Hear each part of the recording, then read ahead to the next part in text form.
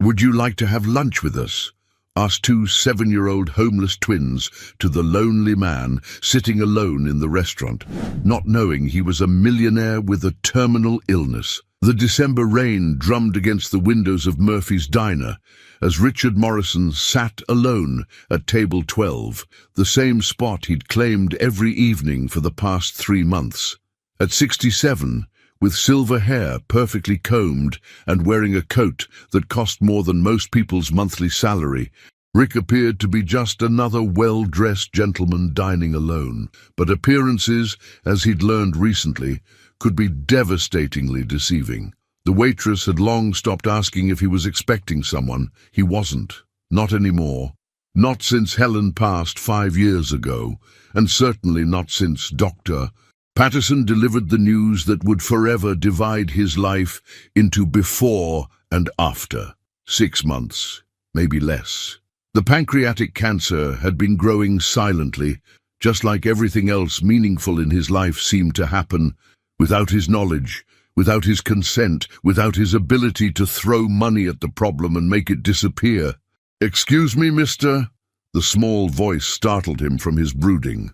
Rick looked up to see two identical faces peering at him through the rain-streaked window. Two little girls, maybe 7 years old, with matted blonde hair and clothes that had seen far better days. Their eyes held that particular combination of hope and desperation that comes from knowing how to smile even when the world has forgotten how to smile back. The bolder of the two pressed her small hand against the glass. "You want almoçar with us?" she asked, mixing languages in that innocent way children do when words become bridges instead of barriers. Rick's first instinct was to look away. He'd built an empire by knowing when to engage and when to retreat, and two homeless children pressing against his dining sanctuary definitely fell into the retreat category. But something in their faces, perhaps the way they weren't really begging, just offering companionship, made him pause. The second girl whispered something to her sister, and they both giggled. It was a sound Rick hadn't heard in his vicinity for longer than he cared to admit. Through the glass, he could see their breath forming small clouds in the cold evening air. "Sir?" The waitress, a kind woman named Maggie, who'd been working at Murphy's since the Clinton administration, approached his table. "Those two have been out there for about an hour. They do this sometimes, ask folks if they want to share dinner. Never seen them beg outright, though. Kinda breaks your heart." Rick looked again at the girls. The rain was picking up, and they huddled closer together, still watching him with those impossibly hopeful eyes. In the space of a heartbeat, something shifted in his chest. Maybe it was the morphine talking, or maybe it was the realization that he had nothing left to lose and 6 months left to find something worth gaining. He nodded toward the window. "Ask them if they'd like to come in." Emma and Sophie Turner had perfected the art of survival with the precision that only children forced to grow up too fast could master. At 7 years old, they knew which restaurant managers would call the police and which ones might slip them leftover bread. They knew the difference between someone who might help and someone who might hurt. And they knew that the well-dressed man at table 12 was different from the others who'd shooed them away. "He said yes," Emma whispered to her sister as Maggie beckoned them inside. "I told you he had kind eyes." Sophie, the quieter of the twins by exactly 17 minutes, squeezed her sister's hand. "Remember what Mama used to say about strangers, Em?" "This is different," Emma insisted, though her voice carried the slightest tremor. "Look at how sad he looks. Maybe he needs friends, too." Inside Murphy's Diner, the warmth hit them like a physical embrace. The sisters had been living on the streets for 2 years, ever since the car accident that took their parents and left them bouncing between an overwhelmed foster system and their own desperate resourcefulness. They'd learned that sometimes the safest place was no place at all. Rick studied the girls as they approached his table. Identical twins, with cornflower blue eyes and faces that spoke of resilience beyond their years. Their clothes were clean but worn, suggesting they'd found somewhere to wash but nowhere to call home. "I'm Emma," the bolder twin announced, sliding into the booth with the confidence of someone who'd learned that courage was often the only currency that mattered. "This is Sophie. We're 7. Well, I'm 7 and 4 hours. Sophie's 7 and 3 hours and 43 minutes. 43 minutes exactly?" Rick found himself asking, surprising himself with the genuine curiosity in his voice. "Sophie keeps track," Emma explained seriously. "She's good with numbers. I'm good with people. We make a good team." Sophie nodded solemnly. "What's your name, sir?"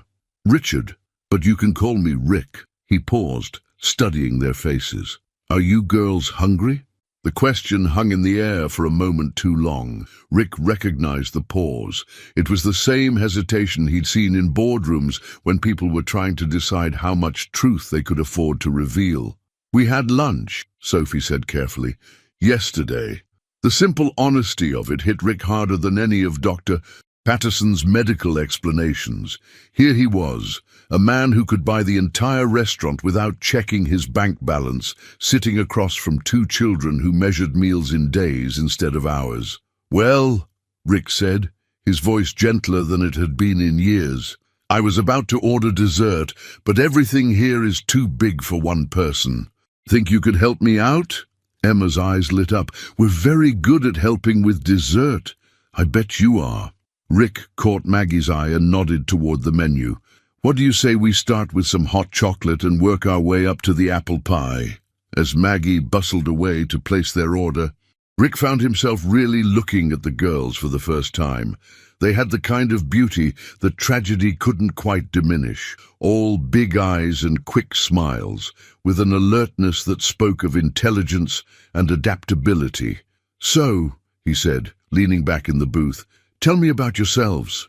The hot chocolate arrived in mugs almost as big as Sophie's head, topped with whipped cream that made both girls' eyes widen. Rick watched as they wrapped their small hands around the ceramic warmth, and something in his chest, something that had been frozen since Helen's funeral, began to thaw. "We used to live on Maple Street," Emma said between careful sips. "In a yellow house with a garden. Mama grew tomatoes, and Daddy built us a treehouse that looked like a castle." "Used to?" Rick prompted gently. Sophie's voice was barely above a whisper. "They went to heaven 2 years ago, car accident on Highway 95. We were at school." The simple way she said it, matter of fact and clean, like she'd practiced telling the story until it hurt less, made Rick's throat tighten. He'd lost Helen to cancer, had months to say goodbye, to prepare. These girls had lost everything in an instant, with no preparation, no goodbyes, no chance to understand why. "I'm sorry," he said, and meant it in a way that surprised him. That must have been very scary. "Foster homes are scarier," Emma said with startling directness. "The last one had 7 kids and 1 bathroom and a man who yelled a lot. So we left." "Left?" Rick's business mind immediately went to logistics. "How long ago?" 3 months, Sophie said. "We're good at taking care of ourselves. Emma's brave, and I remember everything Mama taught us about staying safe." 3 months. Rick did quick calculations. These girls had been surviving on their own since September, through the harsh Boston autumn and into winter. They couldn't be more than 40 pounds each, and they'd been living by their wits and whatever kindness strangers might offer. The apple pie arrived, a massive slice that could easily feed 4 people. Maggie had brought extra plates and forks, and Rick found himself cutting careful portions while the girls watched with the kind of focused attention usually reserved for magic shows. "This is the best pie in the whole world," Emma declared after her first bite. "Better than Mama's, but don't tell her we said that when we see her again." Sophie elbowed her sister gently. "Em, remember what we talked about?" "Oh, right." Emma's face grew serious. "Mama and Daddy are in heaven forever." "Heaven. But sometimes I forget and think they're just on a really long trip." Rick felt something crack inside his chest.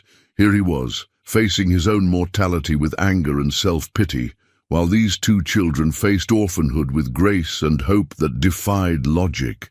They'd lost everything, yet they still believed in kindness enough to invite a stranger to dinner. "Where do you sleep?" he asked, though he wasn't sure he wanted to hear the answer. "Different places," Sophie said diplomatically. "There's a shelter on Pine Street that sometimes has room, and the library stays open late on Thursdays. Mrs. Chen at the grocery store lets us help sometimes," Emma added. "She gives us sandwiches and lets us use the bathroom." Rick made mental notes. These girls had created a survival network that most adults would struggle to navigate. They'd learned to read people, to find kindness in unexpected places, to make themselves useful enough to earn safety. It was impressive and heartbreaking in equal measure. What about school? The sisters exchanged a look that spoke of conversations Rick couldn't hear. "We were good students," Sophie said finally. "Before. Emma liked art class, and I liked reading. But you need an address for school, and adults ask questions when you don't have answers." Rick found himself leaning forward. "What kind of questions? Where do you live? Who takes care of you? Why don't your parents come to parent-teacher conferences?" Emma's voice took on a sing-song quality, like she was reciting a familiar list. "We tried telling the truth once. They called social services." "Me and social services means foster homes," Sophie finished. "So we decided to take care of ourselves until we figure out something better." As the evening stretched on, Rick found himself drawn deeper into the girls' world. They spoke of survival with the casualness of children discussing their favorite cartoons. And he began to understand that their resilience wasn't just impressive, it was miraculous. "We have rules," Emma explained, counting on her fingers. "Never steal, never lie unless it keeps us safe. Always stay together, and never trust adults who promise too much too fast." The last rule hit Rick like a physical blow. Here he was, a man with more money than he could spend in 10 lifetimes, and these children had learned that promises from people like him were dangerous. "Smart rules," he said carefully. "Who taught you those?" "We figured them out," Sophie said. "Trial and error. Mostly error at first." Rick's phone buzzed. A text from Dr. Patterson about his next appointment. The reminder of his diagnosis felt surreal, sitting across from 2 children who'd faced more adversity in 7 years than most people encountered in a lifetime. "Emma, Sophie," he said, surprising himself with the decision forming in his mind. "I want to ask you something, and I need you to think carefully before you answer." Both girls straightened, their alert expressions suggesting they'd learned to recognize when conversations turned serious. "I live alone in a big house, too big for one person, really. And I was thinking, would you like to stay there tonight? Just for tonight," he added quickly, remembering their rule about promises. "You'd have your own room, warm beds and breakfast in the morning, no strings attached." The sisters looked at each other with the kind of wordless communication that only twins possessed. Rick could almost hear the rapid exchange of thoughts, concerns and possibilities. "Why?" Sophie asked finally. "You don't know us. We could be trouble." "You could be," Rick agreed, "but I don't think you are. And it's going to snow tonight. I checked the weather." Emma's eyes widened. "Snow? Really?" 3 to 5 inches, Rick confirmed. "I have a fireplace, and a kitchen full of food that never gets eaten, and—" He paused, struggling with words that felt foreign in his mouth. "I think I could use the company." It was the truest thing he'd said in months. Since his diagnosis, he'd been living in a bubble of medical appointments and financial preparations, surrounded by people who were paid to care about his well-being. These girls offered something his money couldn't buy, genuine human connection with no ulterior motive. "Just one night?" Emma asked. "Just one night," Rick confirmed. "Tomorrow morning I'll bring you back here or wherever else you want to go. I promise." Sophie studied his face with the intensity of someone who'd learned that survival depended on reading people correctly. "You're not lying. I can tell when adults lie. Their voices change." "I'm not lying," Rick said, "but you should know something else. I'm not well. I'm not dangerous," he added quickly, seeing their expressions change. I'm just sick, so if you decide to stay, you should know that." The honesty seemed to tip the scales. Emma reached across the table and patted Rick's hand with startling gentleness. "We're good at taking care of sick people too. We took care of each other when we had the flu last month." Rick felt tears threaten for the first time since his diagnosis. These children, who had every reason to be bitter and suspicious, were offering to take care of him. "So?" he asked. "What do you think?" Emma and Sophie looked at each other one more time. Then Emma smiled, the first truly carefree smile Rick had seen from either of them all evening. "Okay, Mr. Rick, one night, but if you turn out to be a secret villain, Sophie will karate chop you. She's been practicing." Rick couldn't help but laugh. "Duly noted, though I should warn you, I make terrible pancakes." "That's okay," Sophie said seriously. "We're good teachers." Rick's house in Beacon Hill was the kind of place that appeared in architectural magazines. 4 stories of federal-style elegance with original hardwood floors and windows that looked out over Boston Common.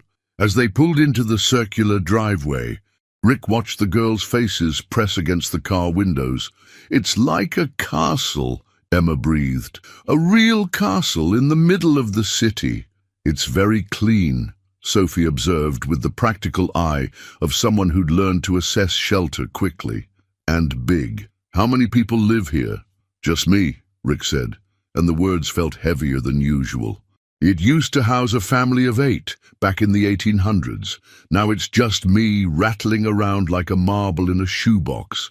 He led them through the front entrance, watching as they took in the grandfather clock in the hallway, the oil paintings Helen had loved, the Persian rugs that cost more than most people's cars.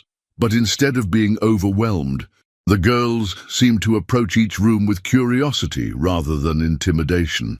"This piano is beautiful," Sophie said, running her fingers lightly over the keys of the Steinway in the living room. "Do you play?" "My wife did," Rick said softly. "I kept meaning to learn, but, well, work always seemed more important." Emma had wandered to the wall of windows overlooking the garden. "Is that a real tree house out there?" Rick followed her gaze to the elaborate structure Helen had commissioned for the grandchildren they'd never had. "It is. I had it built a few years ago, but no one's ever used it." "Can we see it tomorrow?" Emma asked, then caught herself. "Oh, wait, we're only staying one night." The reminder hung in the air awkwardly. Rick found himself wishing, not for the first time that evening, that his circumstances were different, that he had decades instead of months, that he could offer these girls something more than one night of warmth and safety. "Let me show you to your room," he said instead. The guest bedroom on the 2nd floor had been Helen's project, a space designed for visiting family that had hosted exactly no one since her death. Twin beds with white linens, a window seat overlooking the garden, and a bathroom larger than some apartments. "This is ours?" Sophie asked, and touching the bedspread with the reverence usually reserved for museum artifacts. "For tonight, yes," Rick confirmed. "There are clothes in the dresser. Helen kept them for, well, just in case. They might be a little big, but they're clean and warm." The girls explored the room with the careful wonder of children who'd learned not to get too attached to temporary comforts. Emma tested the window seat while Sophie examined the books on the shelf, running her finger along the spines like she was greeting old friends. "Mr. Rick," Emma said from her perch by the window, "thank you. This is the nicest place we've stayed since." "Since Mama and Daddy," Sophie finished quietly. Rick felt that crack in his chest widen. "You're welcome. There's food in the kitchen if you get hungry, and I'll be downstairs if you need anything. Just make yourselves at home." As he reached the door, Sophie's voice stopped him. "Mr. Rick, you said you were sick. Are you scared?" The question was so direct, so innocent, that Rick found himself giving the honest answer he'd been avoiding for months. "Yes, I am scared. We were scared too at first," Emma said, "after Mama and Daddy went to heaven. But being scared together is different than being scared alone." Rick looked at these 2 7-year-old girls who'd just offered him the kind of wisdom his expensive therapists had failed to provide. "You're right. It is different." "Good night, Mr. Rick," Sophie said. Good night, girls. As Rick closed the door, he heard Emma whisper to her sister, I like him, Soph. He has sad eyes like us, but kind sad. Not angry sad.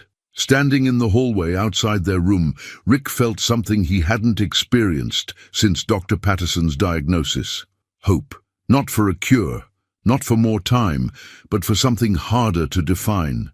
Purpose, maybe, or connection, or simply the possibility that his remaining months might matter to someone other than his lawyers. For the first time in 3 months, Richard Morrison fell asleep without the aid of prescription medication, lulled by the unfamiliar but comforting sound of children's voices drifting through his empty house. Rick woke to the sound of whispered voices and the smell of something burning. For a moment, a disorientation clouded his thoughts.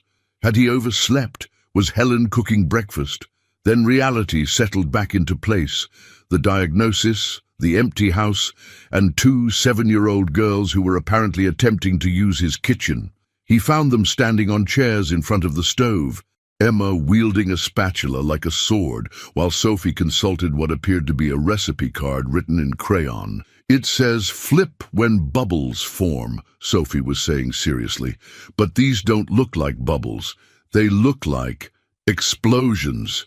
Maybe explosions are just angry bubbles, Emma replied philosophically, poking at what had once been pancake batter and now resembled abstract art. Good morning, Rick said, trying to keep the amusement out of his voice.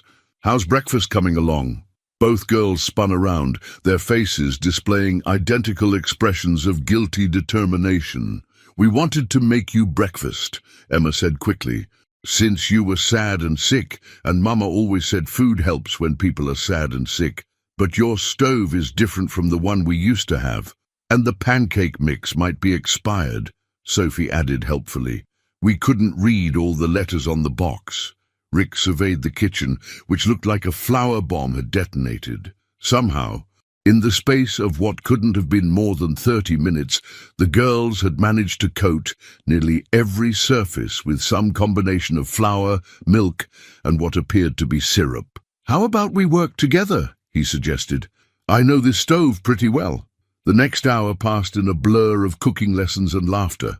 Rick found himself teaching Emma how to flip pancakes, while Sophie appointed herself head of bacon management. They were terrible at it. The pancakes came out lopsided, the bacon was either burned or undercooked, and somehow flour ended up in everyone's hair.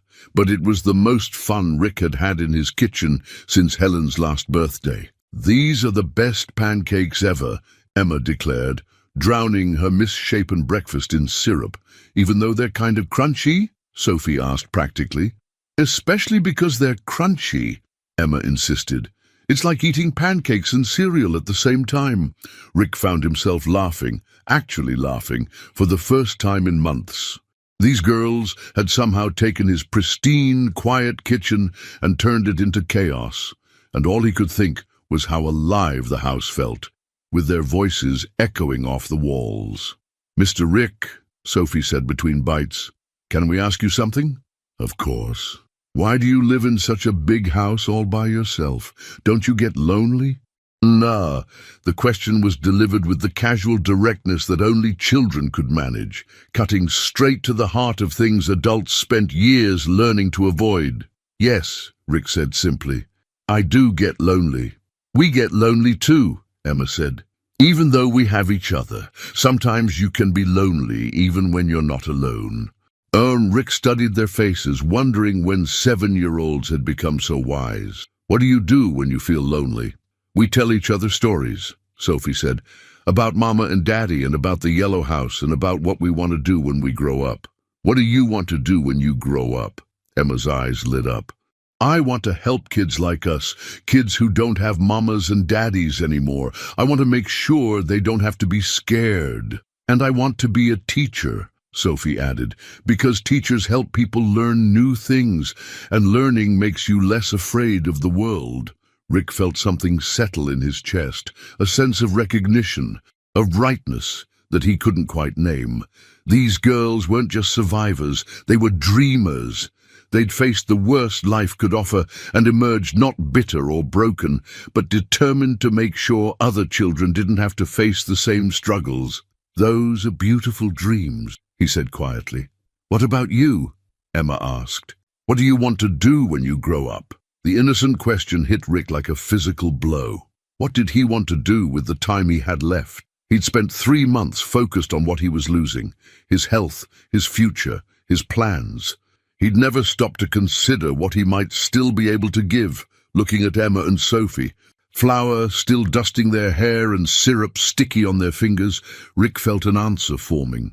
Not the answer he would have given yesterday, but the answer that felt true in this moment, in this kitchen filled with laughter and imperfect pancakes. "I want to help you make those dreams come true," he said. The words hung in the air between them, heavy with possibility and promise. Rick realized he'd just made the kind of commitment that violated Emma and Sophie's rule about adults who promised too much too fast. But as he looked at their faces, surprised, hopeful, and just a little bit scared, he knew it was a promise he intended to keep. "Really?" Sophie asked quietly. "Really," Rick confirmed. "If you'll let me." Emma and Sophie looked at each other with that twin telepathy again. Then Emma smiled, not the careful smile she'd worn at the restaurant, but a real smile, bright and trusting and completely transformative. "Okay, Mr. Rick, but first, we need to teach you how to make proper pancakes." "These are definitely not right." Rick laughed again, and the sound echoed through his house like it belonged there. 3 weeks had passed since that first snow-covered morning, and Rick's Beacon Hill mansion had transformed from a mausoleum of memories into something resembling a home. Emma's artwork covered the refrigerator door. Sophie had claimed the library as her personal reading sanctuary, and the sound of children's laughter had chased away decades of silence from the halls. But reality, Rick had learned, rarely respected the fairy tales people tried to create. "Mr. Morrison?" The voice belonged to Janet Walsh, a stern-faced woman from Child Protective Services who stood in his doorway like an unwelcome harbinger of bureaucracy. "We need to discuss the Turner children." Rick's blood chilled. The girls were upstairs doing homework at the kitchen table, Emma helping Sophie with math, while arguing about whether 7 times 8 was the same as 8 times 7. They'd settled into routines so naturally that Rick had almost forgotten their arrangement was temporary, unofficial, and potentially illegal. "Please come in," Rick said, though every instinct screamed to slam the door. "Would you like some coffee?" "This isn't a social call," Janet replied, pulling out a tablet and stylus with military precision. "We've received reports that you're harboring 2 minor children without proper authorization. That's a serious matter, Mr. Morrison." Rick led her to the living room, his mind racing through possibilities and consequences. He'd been so focused on giving Emma and Sophie stability that he'd ignored the legal realities of their situation. In Massachusetts, you couldn't just take in orphan children because it felt right. The girls needed help, Rick said carefully. They were living on the streets. "And that's commendable," Janet said, though her tone suggested anything but commendation. "However, there are proper channels for these situations. Foster care exists for a reason. They ran away from foster care multiple times." "That's not uncommon," Janet admitted, consulting her tablet. "Emma and Sophie Turner, ages 7.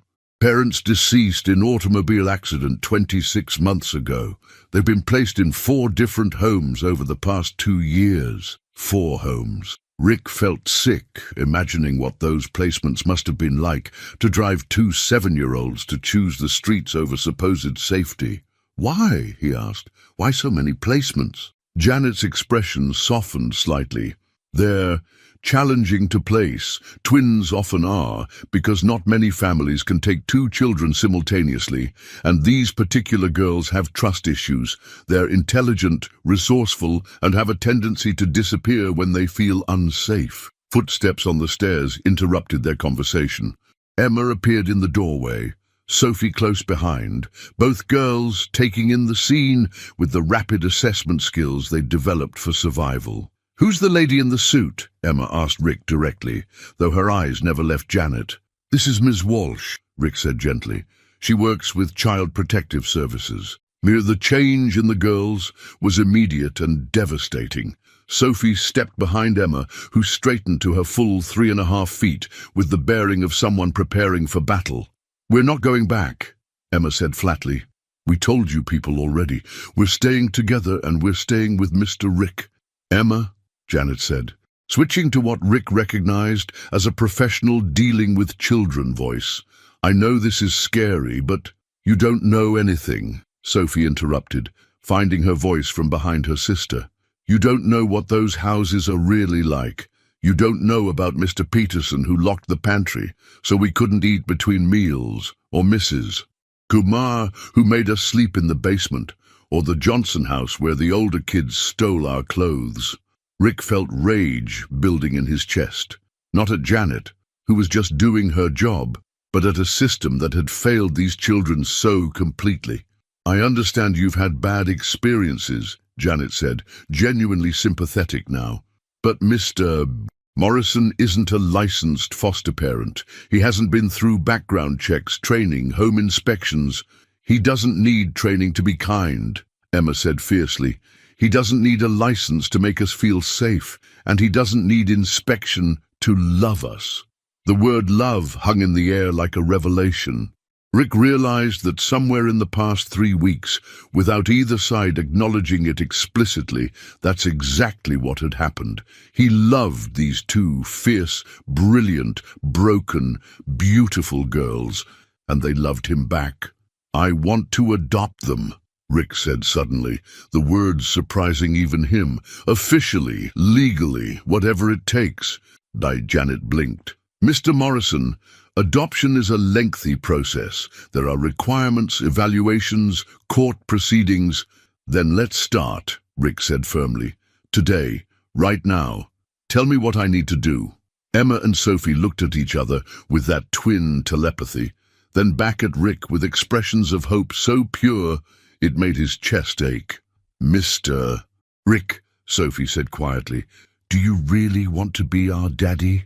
The question broke something open in Rick's heart. He knelt down to their level, looking directly into those cornflower blue eyes that had somehow saved his life just by seeing him as worth saving. "More than I've ever wanted anything," he said honestly, "if you'll have me." We choose you too," Emma said simply, and threw her arms around his neck. The next 6 weeks became a blur of paperwork, home inspections, psychological evaluations, and legal consultations. Rick discovered that wealth could expedite many things, but the heart of the adoption process, proving he could provide a stable, loving home, required something money couldn't buy: patience, authenticity, and the kind of transformation that only love could create. Dr. Patterson had been blunt about the timeline. "Rick, you're looking at 6 to 8 months for a full adoption process, even with expedited handling, given your prognosis." "Then we make it work," Rick had interrupted, "whatever it takes." That determination led him to hire Margaret Chen, the best family attorney in Boston, and Dr. Sarah Mitchell, a child psychologist who specialized in adoption cases. Both women had been initially skeptical. Wealthy older men seeking to adopt weren't unheard of, but they often came with complications. "Mr. Morrison," Dr. Mitchell had said during their first meeting, "I need to ask some difficult questions. Why these particular children? Why now? And are you prepared for the reality that you may not live to see them reach adulthood?" Rick had expected the questions, but hearing them spoken aloud still felt like physical blows. "I can't explain why Emma and Sophie came into my life when they did. I only know that they saved me when I didn't even know I needed saving. And as for the future," he paused, choosing his words carefully, "I'd rather give them 6 months of being truly loved and wanted than let them spend years bouncing between homes where they're just obligations." Dr. Mitchell had studied his face for a long moment. "And if your health deteriorates rapidly, what provisions have you made for their care?" "I'm working on that," Rick had said. But I need you to understand something. These girls have already lost everything once. They've already faced the worst thing that can happen to children. They're stronger and more resilient than most adults I know. If something happens to me, they'll grieve, but they'll survive. And they'll survive knowing that for at least a little while, they were someone's whole world. That conversation had taken place 3 weeks ago. Now, sitting in his lawyer's office while Emma and Sophie colored in the waiting room, Rick felt the weight of time pressing down on him like a physical force. The good news, Margaret Chen was saying, is that the state is motivated to place these children permanently. Their history of running away from foster care works in our favor. It demonstrates that traditional placements haven't been successful. And the bad news? Rick asked, though he suspected he knew. Your medical situation complicates things. The court will want assurance that the children won't face another traumatic loss in the immediate future. Rick had anticipated this obstacle. I've established a trust fund that will ensure their financial security regardless of what happens to me. And I've been in contact with my sister-in-law, Helen's sister Patricia, in California. She's agreed to serve as their guardian, if necessary. What he didn't mention was the conversation he'd had with Patricia the previous week. She was a good woman, a retired teacher with grown children of her own, but she'd been honest about her limitations. Rick, I'll honor Helen's memory by caring for those girls if something happens to you, she'd said. But I'm 63 years old. I was planning on grandchildren to visit, not children to raise, and I've never dealt with kids who've been through trauma like Emma and Sophie have. It wasn't ideal, but it was a safety net. Rick had also quietly reached out to other possibilities. Helen's colleagues from her volunteer work, friends from church, even distant relatives who might be willing to provide backup support. He was building a network of care around Emma and Sophie that would survive his own mortality. There's something else, Margaret continued. The court will likely appoint a guardian ad litem to represent the children's interests during the proceedings. That person will want to interview Emma and Sophie extensively. Will that be traumatic for them? It could be. These interviews are designed to ensure the children truly want the adoption and aren't being coerced. But given their history, having another adult ask them detailed questions about their desires and fears might trigger some difficult memories. Rick closed his eyes, trying to imagine Emma and Sophie sitting across from a stranger, being asked to justify their choice to stay with him. They'd already been through so much evaluation, so much questioning of their judgment and autonomy. When? Next week. The guardian ad litem is Dr. James Richardson. He's experienced with adoption cases involving older children and trauma survivors. Rick nodded, filing away the name for his own research. What else do I need to know?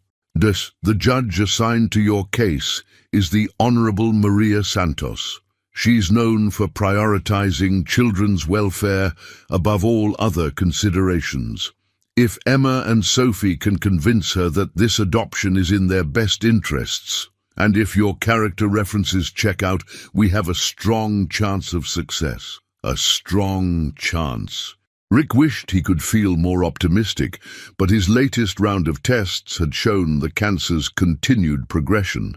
Dr. Patterson estimated he had perhaps 4 months left, possibly less.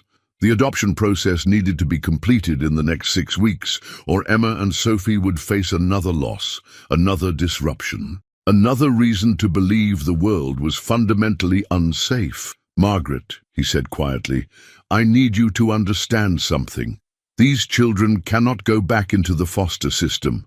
Whatever happens to me, whatever legal arrangements need to be made, they cannot be separated and they cannot be placed with strangers again. Margaret's expression grew serious. Rick, I can't guarantee. Then make it happen, Rick interrupted, his voice carrying the authority of a man who'd built an empire through sheer determination.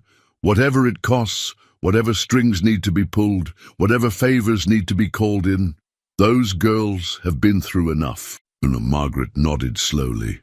I'll do everything in my power. It would have to be enough, because for Emma and Sophie Turner, failure wasn't an option Rick was prepared to accept. Dr. James Richardson turned out to be a kind-faced man in his 50s, with the sort of gentle demeanor that immediately put children at ease.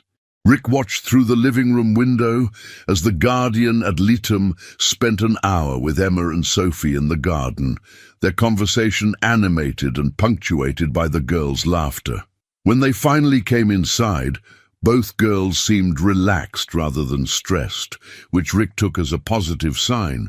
"Mr. Morrison," Dr. Richardson said, settling into the chair across from Rick while Emma and Sophie headed upstairs to play. "I need to discuss some concerns with you." Rick's stomach dropped. "Concerns? Nothing about your character or suitability as a parent," Dr. Richardson clarified quickly. "Your background check came back clean, your financial resources are obviously adequate, and frankly, I've never seen two children more attached to a potential adoptive parent." "Then what's the problem?" Dr. Richardson pulled out a notepad, consulting his notes. "Emma and Sophie are remarkable children. They're intelligent, articulate, and surprisingly well-adjusted given their experiences. But they're also deeply traumatized by loss." Rick had expected this observation. "They've been through counseling." "I'm not questioning their therapy," Dr. Richardson interrupted gently. "I'm questioning whether they truly understand what it means to attach themselves to someone who may not be part of their long-term future." The words hit Rick like physical blows, even though he'd been expecting them.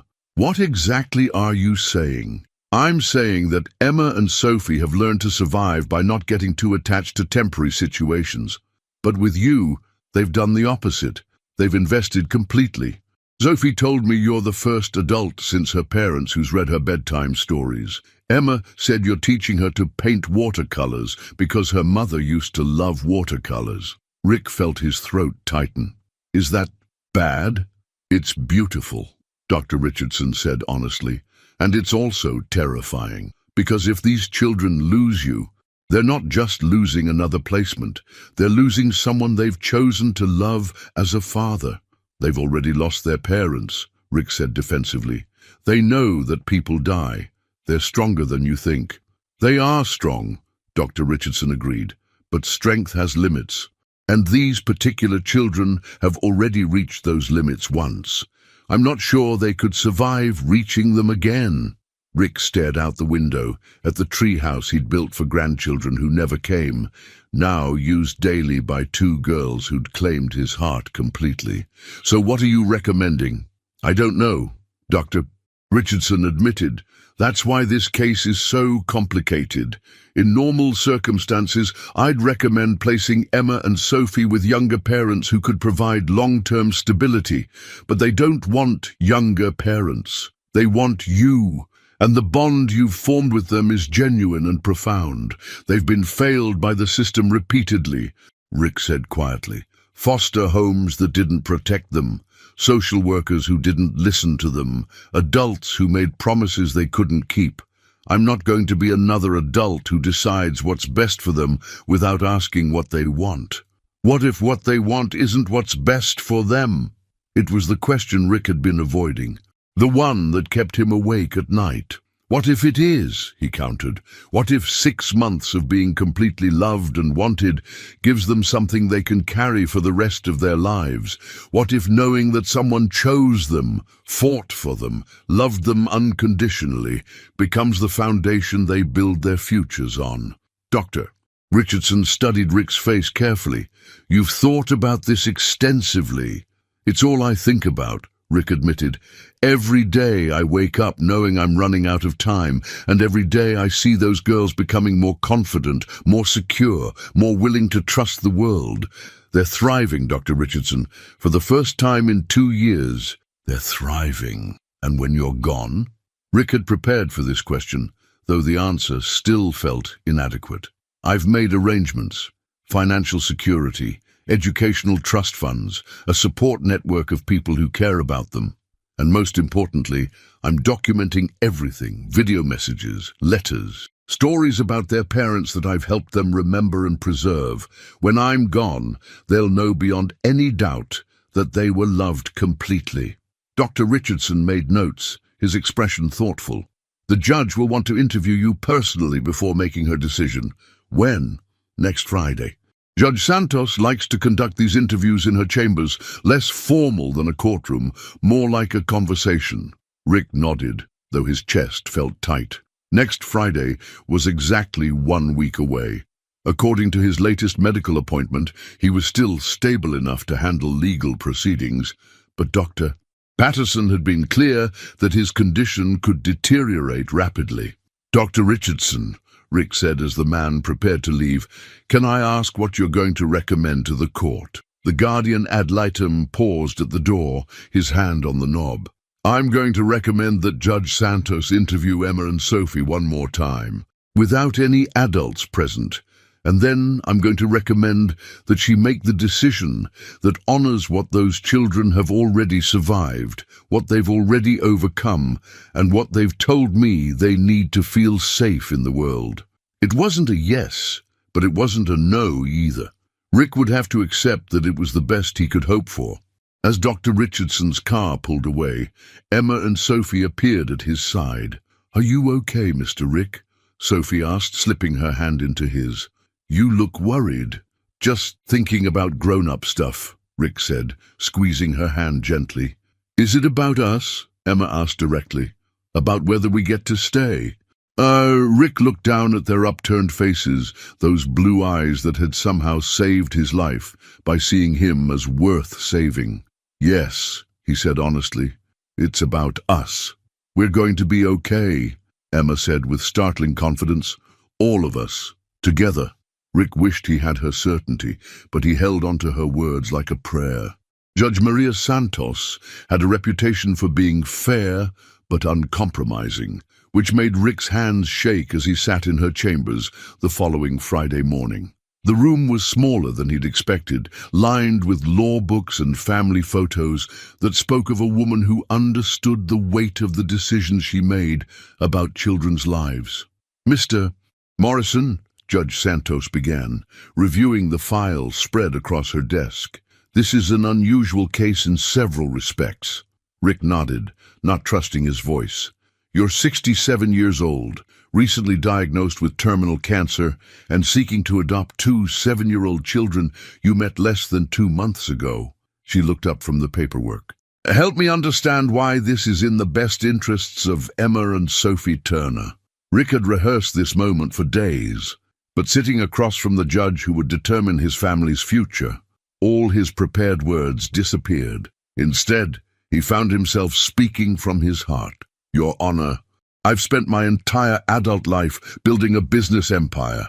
I've accumulated more wealth than I could spend in 10 lifetimes. I've owned houses around the world, cars that cost more than most people's annual salaries, art that belongs in museums. But until Emma and Sophie knocked on my restaurant window, I'd never experienced the kind of wealth that matters." Judge Santos leaned forward slightly. "And what kind is that?" "The wealth of being needed, of being chosen, of waking up every morning knowing that your existence matters to someone else's happiness." Rick's voice grew stronger. "Those girls didn't choose me because I'm rich, Your Honor. They don't even fully understand what money means. They chose me because I saw them as human beings worthy of respect and love, and I chose them for the same reason." "But Mr. Morrison, what happens when you're no longer able to care for them? What happens when they lose another father figure?" Rick had dreaded this question, but now, facing it directly, he found clarity instead of fear. "Your Honor, Emma and Sophie have already faced the worst loss imaginable. They've already survived the death of their parents, the failure of the foster system, and 2 years of uncertainty and fear. They're not fragile children who need to be protected from life's realities. They're warriors who've earned the right to choose their own family." Judge Santos consulted her notes. "Dr. Richardson indicated that the children are adamant about wanting this adoption to proceed." "Yes, ma'am. And you've made provisions for their care after your death?" "Extensive provisions," Rick confirmed. "Financial security, educational trusts, a network of support including my sister-in-law Patricia Chen in California. But more than that, Your Honor, I've given them something they've never had before, the unshakable knowledge that they are wanted, loved, and valued. That foundation will serve them regardless of what happens to me. Judge Santos set down her pen and looked directly at Rick. Mr. Morrison, I'm going to share something with you that I rarely discuss. I was adopted myself at age 8 after my parents died in a house fire. Rick felt his breath catch. My adoptive parents, the Santos family, were young and healthy. They could offer me decades of stability, excellent prospects for my future. But you know what I remember most about that adoption? Rick shook his head. I remember the moment I realized they didn't just want a child. They wanted me, specifically me, with all my trauma, my nightmares, my anger at the world. They chose me not despite my brokenness, but including it. Judge Santos's voice grew soft. That feeling of being specifically chosen, specifically wanted, shaped everything about how I saw myself and my place in the world. Rick felt tears threaten. Your Honor, I've interviewed Emma and Sophie 3 times now, Judge Santos continued, and every time they speak about you with the kind of love and certainty that can't be manufactured. They don't just want a father, Mr. Morrison. They want you as their father. Does that mean? Judge Santos smiled for the first time during their conversation. It means I'm approving the adoption, with conditions. Rick's heart stopped. Conditions? And you'll continue regular medical monitoring and reporting to the court. You'll maintain the therapeutic support for the children, and you'll execute detailed guardianship arrangements that ensure Emma and Sophie's continued care regardless of your health status. Yes, Rick said immediately. Yes, absolutely. All of it. Then congratulations. Mr. Morrison, in 30 days after the waiting period expires, Emma and Sophie Turner will legally become Emma and Sophie Morrison. Rick couldn't speak, couldn't breathe, couldn't process that the miracle he'd barely dared to hope for was actually happening. Mr. Morrison? Judge Santos's voice was gentle. Are you all right? Your Honor, Rick managed, you've just given me the greatest gift of my life. No, Judge Santos corrected with a knowing smile. You've given that gift to yourself, and more importantly, you've given it to 2 little girls who deserve to know what it feels like to be someone's whole world. As Rick left the courthouse, his phone buzzed with a text from Margaret Chen. How did it go? Rick looked up at the December sky, where snowflakes were beginning to fall like blessings, and typed back, We're going to be a family. For the first time since his diagnosis, Rick Morrison felt like the luckiest man alive. The day before the adoption was finalized, Rick woke to find Emma and Sophie already in the kitchen, attempting what appeared to be a celebration breakfast. The scene was familiar. Flour everywhere, something burning on the stove, and 2 determined faces focused on creating something special, despite their limited culinary skills. Good morning, daughters, Rick said, testing out the word that would be official in less than 24 hours. Both girls looked up with grins that could have powered the entire city of Boston. Good morning, Daddy, Sophie said, the word rolling off her tongue like she'd been practicing. Which, Rick realized, she probably had been. We're making adoption pancakes, Emma announced, wielding a spatula covered in what might have been batter. They're special because we're putting extra love in them. How do you put extra love in pancakes? Rick asked, settling into his chair at the kitchen table that had become the heart of their little family. You think happy thoughts while you mix, Sophie explained seriously. And you make heart shapes instead of circles. Rick examined the pan, where several lumpy, vaguely heart-shaped objects were sizzling. They looked terrible and smelled questionable, but they were made with love by his daughters, which made them perfect. Dr. Patterson called yesterday, Rick said carefully, watching their faces for reactions. They'd become experts at reading his medical updates, understanding instinctively when news was routine versus concerning. Good news or bad news? Emma asked directly. She'd appointed herself the family's official handler of difficult conversations. "Mixed news," Rick said honestly. "The cancer is progressing, but I'm stable enough for the adoption ceremony tomorrow, and Dr. Patterson thinks I have more time than we originally expected, possibly several more months." Sophie abandoned her pancake flipping to climb into his lap. "How many months?" "Maybe until summer," Rick said, holding her close. "Long enough to help you learn to ride bikes, to plant a garden, to see you start second grade in the fall if we're very lucky." Emma joined the hug, and for a moment they sat there in their flower-dusted kitchen, holding each other like they could stop time through sheer force of love. "Daddy," Sophie said quietly, "are you scared of dying?" Whoa! The question was delivered with the matter-of-fact directness that Rick had learned to expect from his daughters. They didn't shy away from difficult topics. They'd been forced to confront too much reality, too young for that luxury. "Sometimes," Rick admitted, "but not as much as I used to be." "Why not?" Rick thought about how to explain the transformation that had occurred since two little girls knocked on his restaurant window. "Because I used to be scared of dying without my life having mattered. But you two have shown me that it's not about how long you live. It's about how much love you give and receive while you're here." Emma pulled back to look at his face. "We love you bigger than the whole universe, Daddy." "Infinity plus one," Sophie added, which had become their family's measurement for immeasurable love. Rick felt tears threaten, but they were good tears, the kind that came from happiness too big for his chest to contain. "I love you both infinity plus two.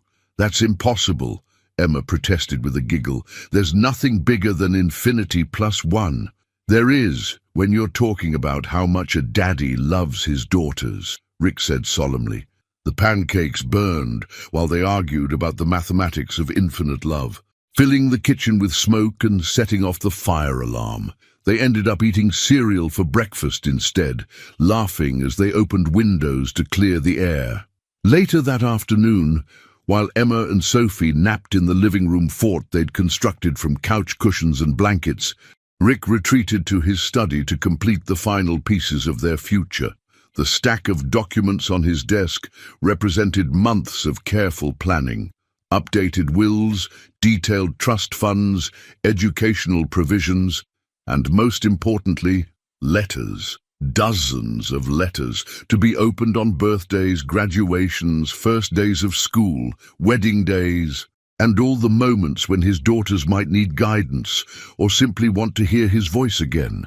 Rick had been writing them for weeks, trying to capture everything he wanted to tell them about life, love, resilience, and their own incredible strength. The letter for their 8th birthday began, "My dearest Emma and Sophie, by the time you read this, you'll have been my daughters for several months.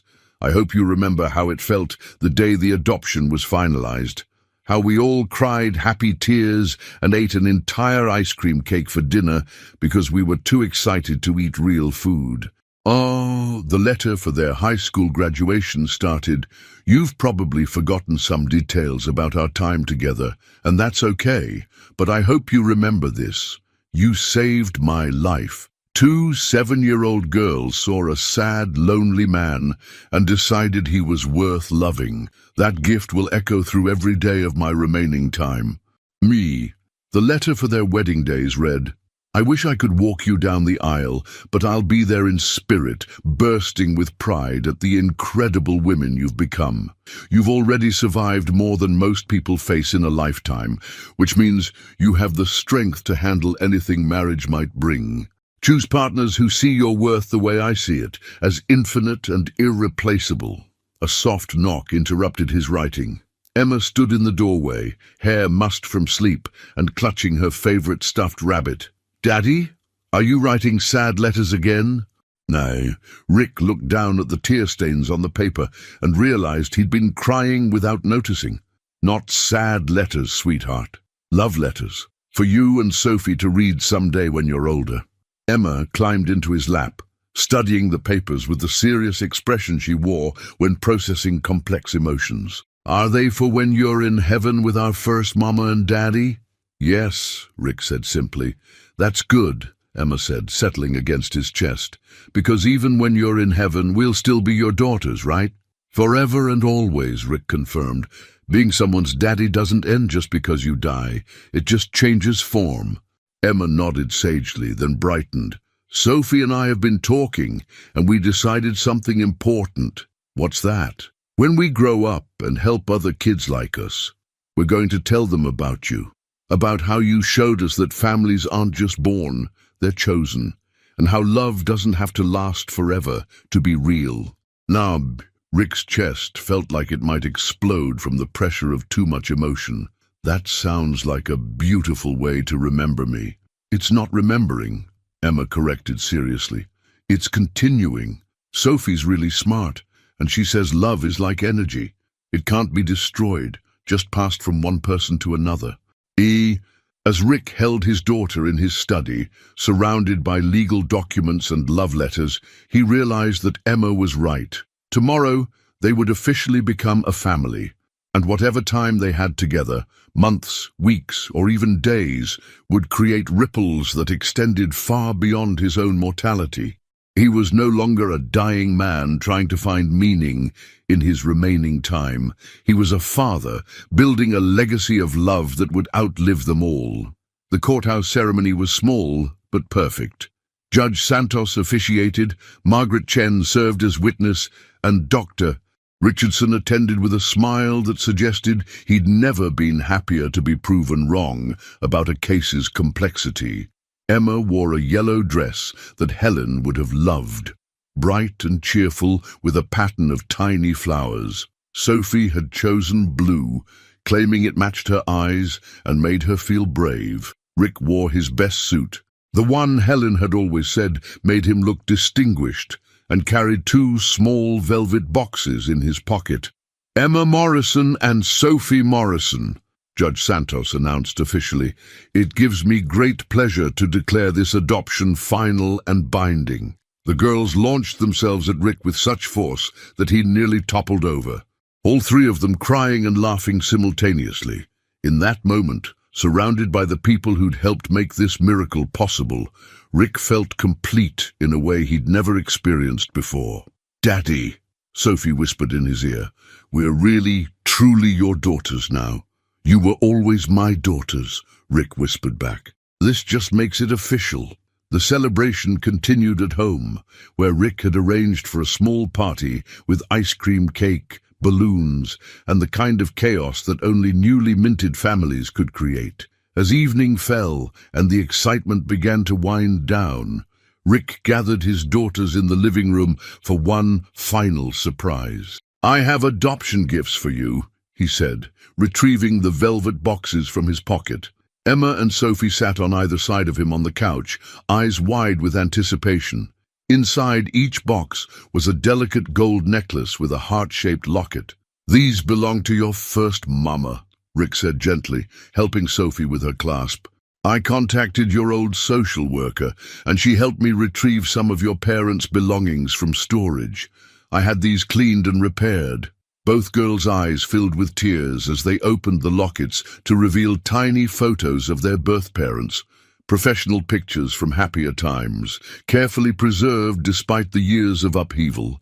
Inside, there's also a new picture, Rick continued, of us as a family. The girls examined the tiny photographs with reverence, touching their birth parents' faces with gentle fingers before studying the recent picture of the 3 of them taken in the garden just days before. Now you can carry both families with you always, Rick said. The parents who gave you life and the family we've chosen to build together. Emma threw her arms around his neck. This is the best day of my whole life. Mine too, Sophie added. Better even than Christmas and birthdays combined. Mine 3, Rick said, using their family phrase for agreement. As they settled in for the evening, Rick found himself memorizing every detail. The way Emma's hair caught the lamplight, the sound of Sophie's laughter, the feeling of their small hands in his during their nightly reading ritual. Dr. Patterson's latest tests had been encouraging. Rick was stable enough to potentially see spring, maybe even summer if they were fortunate. But even if time ran out tomorrow, Rick knew he'd accomplished something extraordinary. Emma and Sophie Morrison would face the future with the unshakable knowledge that they were wanted, loved, and valued. They would remember a father who chose them deliberately and completely, who fought for them, who showed them that families could be built on love rather than just biology. 2 months earlier, Rick had been a dying man with no legacy except money. Now, he was a father whose love would ripple forward through generations. Emma and Sophie would grow up to help other children, inspired by their own experience of being saved by an unexpected angel. Those children would carry the lesson forward to others, creating an endless chain of hope and healing.